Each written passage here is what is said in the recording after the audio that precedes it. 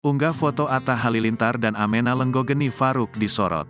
Unggahan foto Lenggogeni Faruk disorot sebab hanya menampilkan Atta Halilintar bersama Amena, tanpa Aurel Hermansyah. Postingan Lenggogeni Faruk itu langsung dibandingkan dengan postingan Krisdayanti.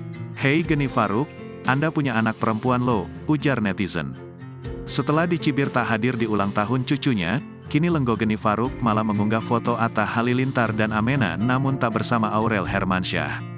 Gegara foto yang diunggah Lenggogeni Faruk hanya memperlihatkan Atta Halilintar dan Amena tanpa Aurel Hermansyah. Postingannya itu banjir hujatan. Pada unggahan akun TikTok @amenata14 pada Kamis, tanggal 16 Maret tahun 2023, menunjukkan instastory Lenggogeni Faruk atau Geni Faruk memposting foto Atta dan Amena. Sedangkan Aurel tak tampak pada foto tersebut. Padahal, Atta dan Aurel serta Amena tengah berada di Mekah untuk menjalankan umrah. Namun yang diunggahnya hanya foto Atta sedang menggendong Amena.